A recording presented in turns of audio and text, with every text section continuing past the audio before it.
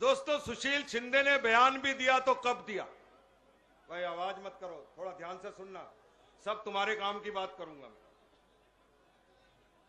बहन जी, बहन जी, बहन जी इधर मुंह करो, बहन जी इधर मुंह करो, आराम से बैठो। सुशील शिंदे जी ने भी बयान तो कब दिया? जब विवेकानंद जी की 150वीं जयंती। ये मत समझना ये गृह मंत्री सुशील शिंदे का बयान था। ये बयान सुशील शिंदे से दिलवाया गया था। दिलवाने वाला कोई और नहीं, यूपीए की सरकार, कांग्रेस की सरकार, कांग्रेस के नेता। इसलिए ये बयान सोची समझी साजिश के तहत था। जो जनता भ्रष्टाचार और महंगाई के अंदर पिस रही है, उसका ध्यान दूसरी तरफ भटक जाए। और ये अपमान किसी और का नहीं, ये सब भारतीयों का अपमान है। और आज हम श्री राजनाथ सिंह जी के नेतृत्व में सुशील शिंदे और कांग्रेस ने जो अपमान किया है, उसका बदला लेने के लिए हम लोग यहां पर आए हैं। दोस्तों, यहां पर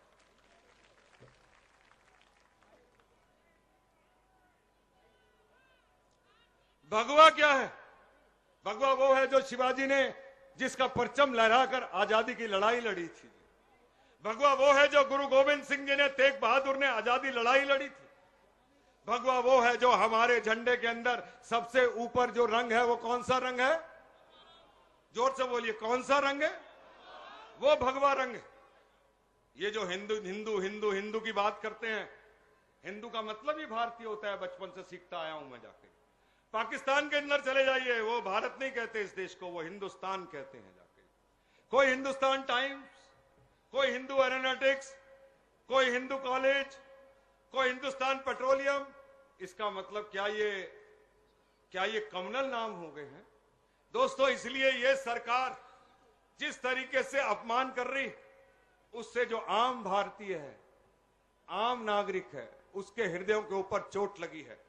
इसलिए इतनी बड़ी संख्या के अंदर, ये मेरे लिए संख्या नहीं आई है, ये राजनाथ जी के लिए आई है, या फिर आई है जो हमको जिस तरीके से अपमानित किया है उसके लिए आई है। मैं कहूंगा, आप इस अपमान का बदला लेंगे तो आप आगे अपना जवाब देना। बोलो, इस अपमान का बदला लोगे? दोनों हाथ खड़ा करके मुट्ठी बांध के बोलो, इस अपमान का बदला लोगे? इसीलिए आप लोग अपने घर बार, नौकरी, व्यापार सबको छोड़कर आए हो।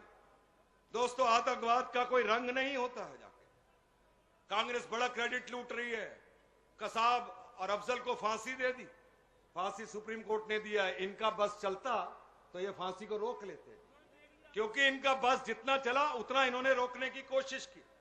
अरे आतंकवाद तो आज महंगाई का आतंकवाद है, आतंकवाद आज भ्रष्टाचार का है, उससे आप लड़ने के लिए तैयार नहीं है।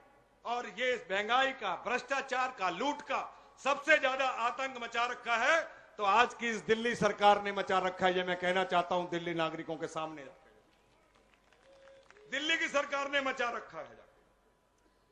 अजीब है, दिल्ली के अंदर गुंडों का आतंक है जी। अजीब है, दिल्ली के अंदर राह चलती हुई किसी भी महिला का बलात्कार कर दिया जाता है। अजीब है, यहां पर हत्याएं कर दी जाती हैं, चोरी होती है, डकैती होती है। और मुख्यमंत्री शीला दीक्षित उनको रोकने की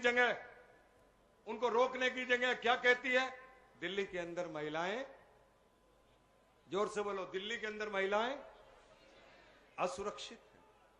हे मुख्यमंत्री, तेरी केंद्र में सरकार, तेरा ही गृह मंत्री, तेरा ही प्रधानमंत्री और तेरी ही दिल्ली के अंदर सरकार।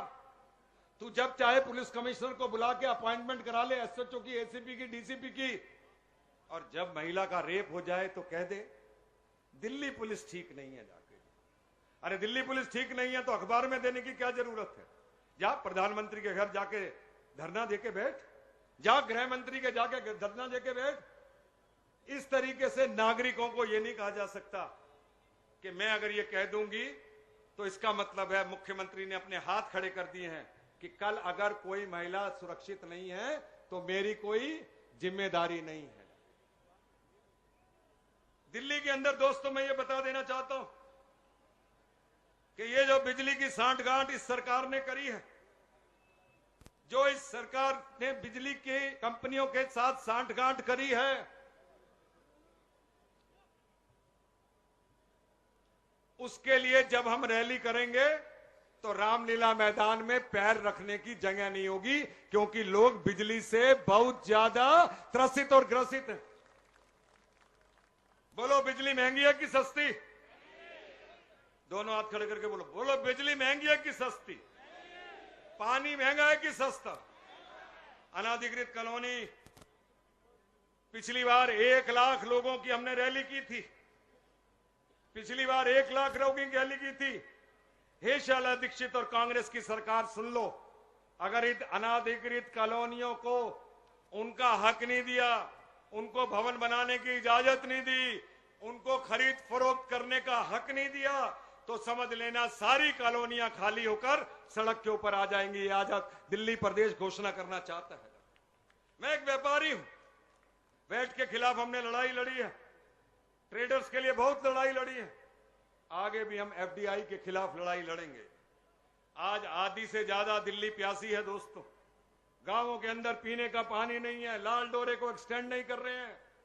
मैं ये दिल्ली के इश्यूज पे इसलिए आया हूं क्योंकि जब 1 लाख से ऊपर आदमी यहां पर इकट्ठा हो, और मैं दिल्ली की बात नहीं करूं तो 8 महीने तक हमको लगातार आंदोलन चलाना है। और ये जो शीला दीक्षित ने आतंक मचा रखा है, महंगाई का, भ्रष्टाचार का, लूट का, उसको हमने भी समाप्त करना है इस भगवा आतंकवाद के साथ। इसलिए दोस्तों, मैं आपको कहना चाहता हूं और घोषणा करना चाहता हूं, अगर हम लोग इस देश में से लॉटरी बंद करा सकते हैं तो बिजली के दामों को भी 1 रुपया कम करके दिखा सकते हैं। ये मैं कहना चाहता हूं आपको।